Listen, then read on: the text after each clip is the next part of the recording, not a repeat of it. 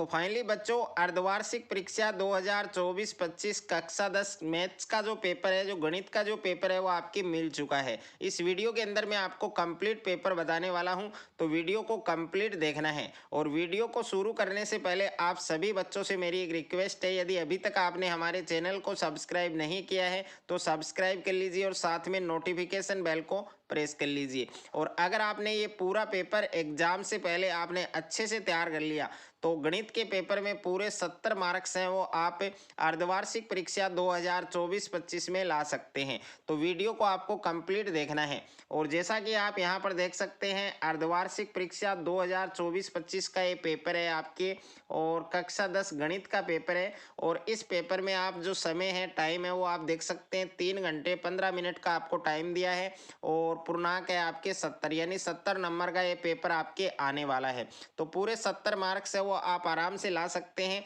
तो सबसे पहले पेपर में आपको निर्देश दिया है, निर्देश दे रखा है आपके कि सभी प्रश्न करने अनिवार्य हैं और प्रत्येक प्रश्न का जो अंक बार है वो उनके सामने अंकित है। तो यहाँ पर प्रश्न संख्या 1 है कि द्विघात समीकरण के जो मूल हैं वो वास्तविक तथा समान होंगे। कब होंगे? तो यहाँ पर 4 सिचुएशन दे रखे हैं आपको। ए ऑप्शन में दे रखा है B square minus 4ac greater than 0, और बी ऑप्शन में दे रखा है B square minus 4ac equal 0, और सी ऑप्शन में दे रखा है B square minus 4ac less than 0, और डी ऑप्शन में दे रखा है आपके नॉन। यानी 4 ऑप्शन आपको दिए हैं, कौन सा ऑप्शन आपका सही होगा वो आपको बताना है। उसके बाद में सेकंड क्वेश्चन है आपके कि बहुपद x प्लस 1 का शून्यंक क्या है, यानी what is the zeros of the polynomials. तो यहाँ पर एक पॉलिनोमियल्स आपको दे रखा है x प्लस 1, इसका आपको शून्यंक बताना है। तो ए ऑप्शन में 0 दे रखा है, बी में आपके 1 दे रखा है, सी में आपके माइनस का 1 और डी में आपके 2। तो यहाँ पर 4 ऑप्शन दे रखे हैं, कौन सा ऑप्शन आपका सही होगा वो आपको बताना है। और क्वेश्चन नंबर 3 है आपके कि एक पासे को फेंकने पर सम अंक आने की प्रायिकता क्या होगी। तो ए ऑप्शन में है 1/2, बी ऑप्शन में आपके 1/3, सी ऑप्शन में आपके यहाँ पर 2/3, और डी ऑप्शन में दे रखा है आपके यहाँ पर 1/4। ओके, तो 4 ऑप्शन आपके दे रखे हैं, कौन सा ऑप्शन आपका सही होगा वो आपको बताना है। उसके बाद में क्वेश्चन नंबर 4 है आपके कि इन त्रिभुजों के समरूपता का सांकेतिक रूप क्या है। तो यहाँ पर आपको 2 त्रिभुज दे रखे हैं, इन दोनों का सांकेतिक रूप आपको बताना है। तो यहाँ पर 4 ऑप्शन दे रखे हैं आपके त्रिभुज ABC समरूप त्रिभुज PQR, और बी ऑप्शन में दे रखा है त्रिभुज BCA समरूप त्रिभुज PQR, और सी ऑप्शन में दे रखा है त्रिभुज ABC समरूप त्रिभुज QRP, और डी ऑप्शन में दे रखा है नॉन ऑफ दीज, यानी इनमें से कोई नहीं। तो 4 ऑप्शन दे रखे हैं, कौन सा ऑप्शन आपका करेक्ट होगा वो आपको बताना है। और क्वेश्चन नंबर 5 है आपके AP 10 7 4, इसका आपको 30वां पद ज्ञात करना है। और क्वेश्चन नंबर 6 है आपके कि बहुपद x square minus 2x minus 8 के शून्यंकों का योग ज्ञात कीजिए, यानी find out the sum of the zeros of polynomials x square minus 2x minus 8। और उसके बाद में क्वेश्चन नंबर 7 है कि कौन कौन समरूपता को परिभाषित कीजिए, यानी कौन कौन समरूपता है उसकी परिभाषा आपको लिखनी है। और प्रश्न संख्या 8 है कि एक द्विघात बहुपद ज्ञात कीजिए, यानी आपको एक द्विघात बहुपद ज्ञात करना है और जिसके शून्यंकों का योग और गुणनफल है वो क्रमशः आपको दे रखा है -3 तथा 2। और प्रश्न संख्या 9 है, यदि एपी में a बराबर 3 है और d बराबर 2 है तब प्रथम 4 पद आपको ज्ञात करने हैं।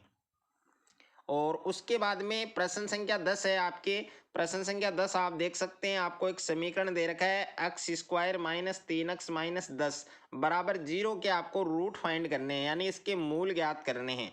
और प्रश्न संख्या 11 है, आपको एक आकृति दे रखी है और आकृति में DE पैरेलल BC, यानी D किसके समांतर है, BC के, तब आपको इसी का मान बताना है। और ये त्रिभुज आपके सामने बना हुआ है, इस त्रिभुज में आपको AD का मान दे रखा है और DB का मान दे रखा है, यहाँ पर AB का मान दे रखा है, आपको BC का निकालना है और BC का मान निकालने के बाद आपको इसी ज्ञात करना है।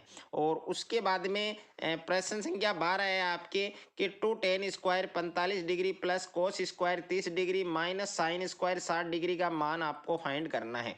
और प्रश्न संख्या 13 है, यदि समीकरण x square plus 3ax plus k बराबर 0 का एक हल अक्ष बराबर -a हो तो हमें k का मान ज्ञात करना है।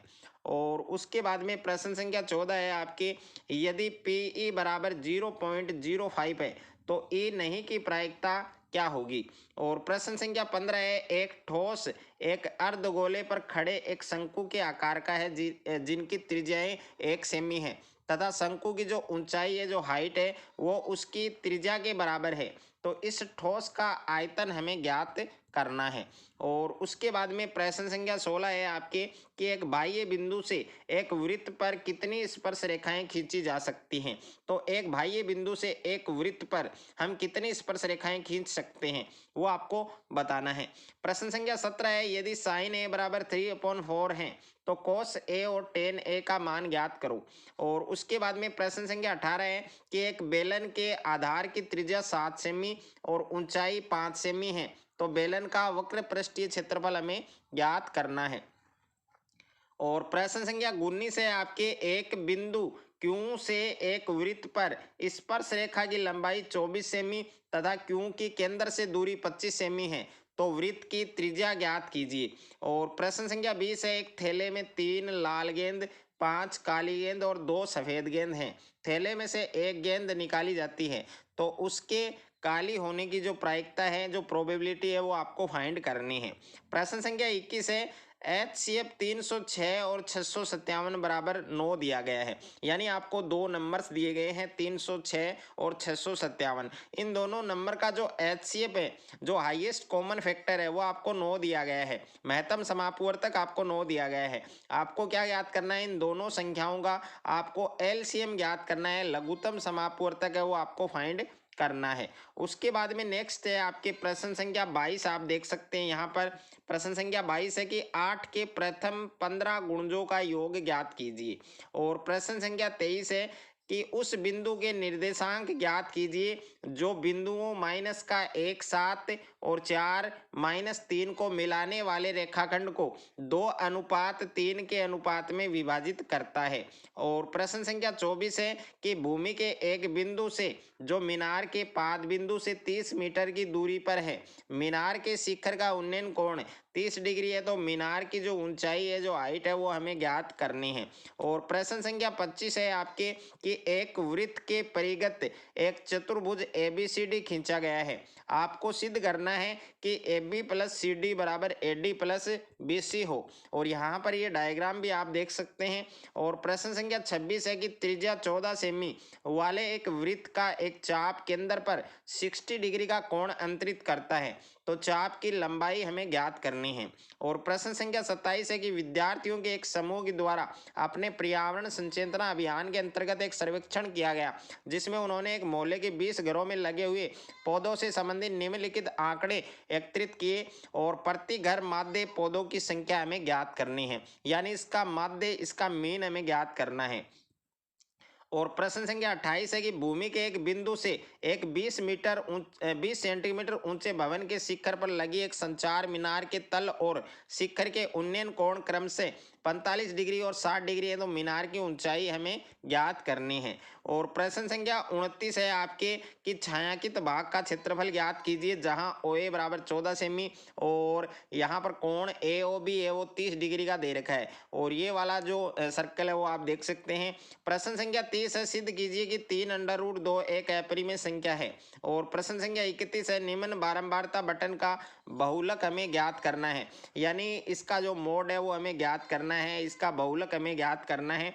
और प्रश्न संख्या 32 है कि अक्ष पर वह बिंदु ज्ञात कीजिए जो 2 और -5, -2 और 9 से क्या हो, समदूरस्थ हो, यानी समान दूरी पर हो। और प्रश्न संख्या 33 है, सिद्ध कीजिए यहाँ पर sin A + cos A का whole square plus cos A + sec A का होल स्क्वायर बराबर में 7 + tan² A + cot² A, ये आपको प्रूफ करना है।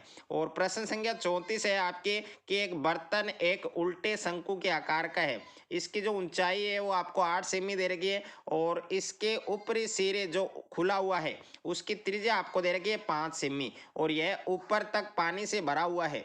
जब इस बर्तन में से शीशे की कुछ गोलियां जिनमें प्रत्येक 0.5 सेमी त्रिज्या वाला एक गोला है डाली जाती हैं तो इसमें से भरे हुए पानी का 1/4 भाग बाहर निकल जाता है। बर्तन में डाली गई शीशे की जो गोलियां हैं उनकी संख्या हमें ज्ञात करनी है। और प्रश्न संख्या 35 है आपके कि निम्न बारंबारता बटन का माध्यक ज्ञात कीजिए। तो इसका मीडियन, इसका माध्यक हमें ज्ञात करना है। और प्रश्न संख्या 36 है आपके कि निम्न रैखिक समीकरण युग्म को आलेखीय विधि से हल कीजिए। तो इसका हमें ग्राफ बनाना है। और उसके बाद में प्रश्न संख्या 37 है आपके कि दी गई बटन सारणी का माध्यक 28.5 है, तो x और y का मान ज्ञात कीजिए। और यहाँ पर देखिए इसका जो माध्यक है, इसका जो मीडियन है वो दे रखा है, हमें x और y का मान फाइंड करना है। और इसके अथवा में प्रश्न है कि दी गई बटन सारणी का बहुलक ज्ञात कीजिए, इसका हमें बहुलक ज्ञात करना है। तो दोनों में से एक क्वेश्चन आपको करना है। और अगर आपको ये वीडियो अच्छा लगे तो वीडियो को ज़्यादा से ज़्यादा बच्चों के साथ शेयर करें, ज़्यादा से ज़्यादा वीडियो को लाइक करें। और चैनल पर आप नए हैं तो चैनल को आप सब्सक्राइब कर लीजिए और साथ में नोटिफिकेशन बेल को प्रेस कर लीजिए।